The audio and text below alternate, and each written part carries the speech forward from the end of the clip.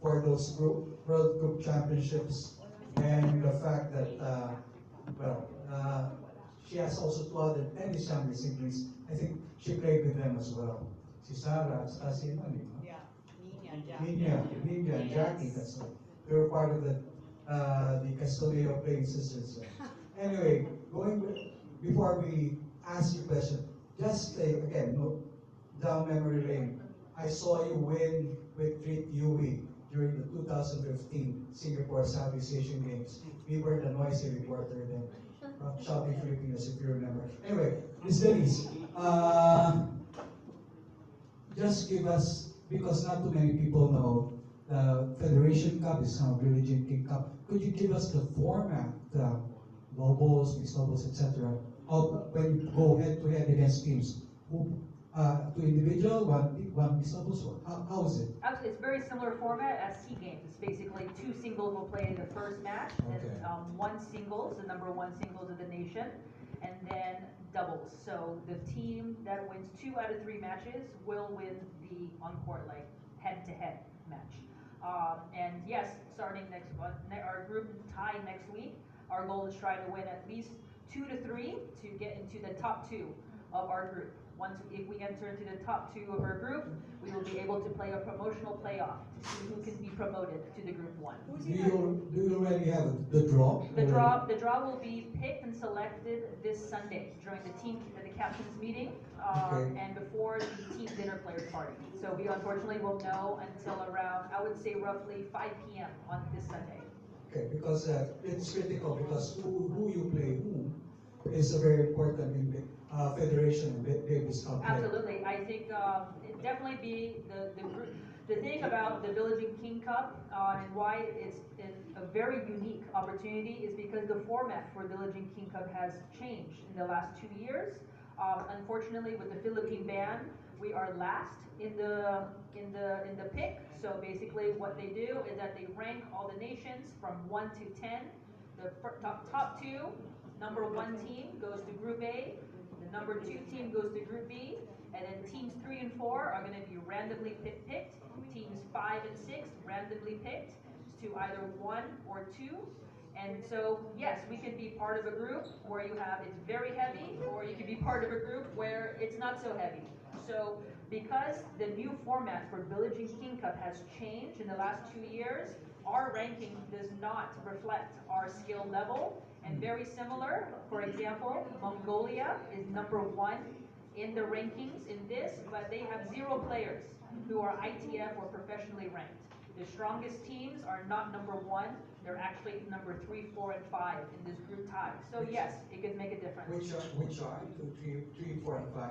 Uzbekistan, Malaysia, and Indonesia are going to be the strongest teams, and they're not number 1 in the rankings of the new format of the Billie Jean King Cup. Okay, the last question I will address since this is a Federation Cup, what I think you or either Coach Bobby Angelo can explain.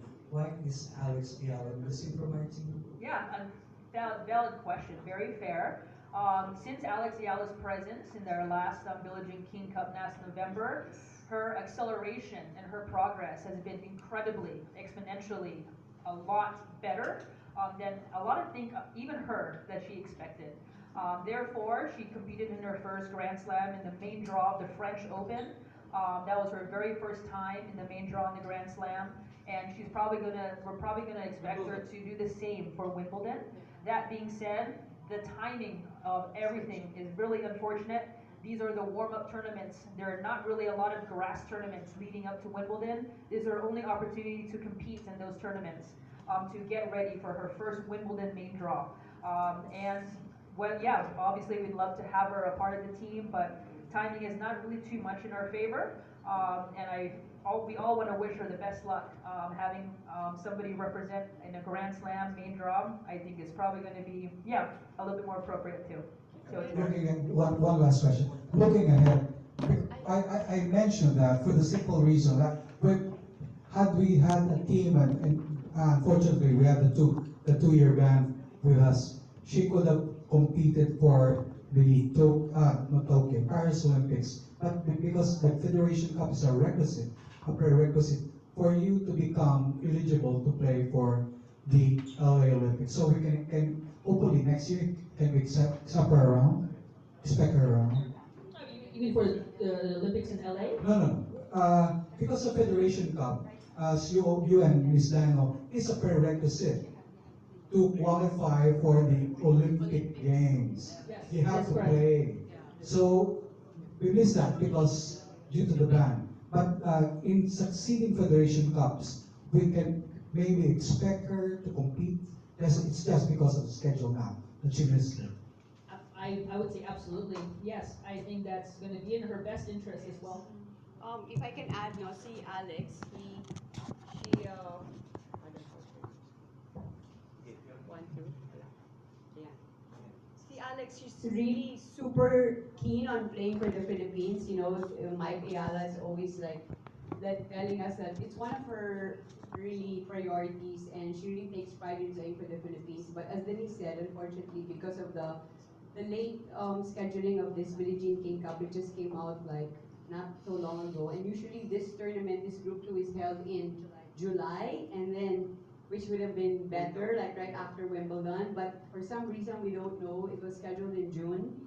So it's really, like if you were in her position, right, she just came from clay, then having to transition to grass, and then if she played, she would have to travel to a different time zone, play a different surface, clay, hard, then grass. So really, it was not sayang lang for us, but of course we super understand. But I just wanted to say that Alex really wants to play for the Philippines, and it's really part of her plans to always play Billie Jean King Cup. Regarding the Olympics, Bong, playing in the Fed Cup is one of the requirements to play for your country in the Olympics. Now, there is an exception, because we were looking at it. Now, there are other ways to get into the Olympics if you haven't played the Fed Cup, the Billie Jean King Cup, like for reasons like ours, which is because of suspension.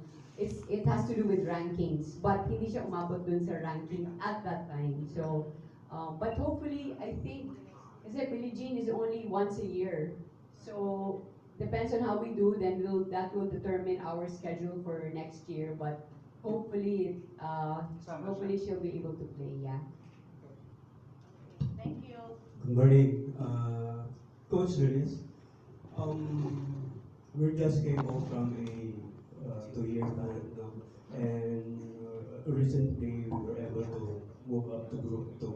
So with that little achievement, may we know the complete plans and program for the women's team? Like, what are your next tournament? What do you want this coming December in SEA Games? Anything like that for the plans and program of the women's team? Do you think leading up to SEA Games or just in general?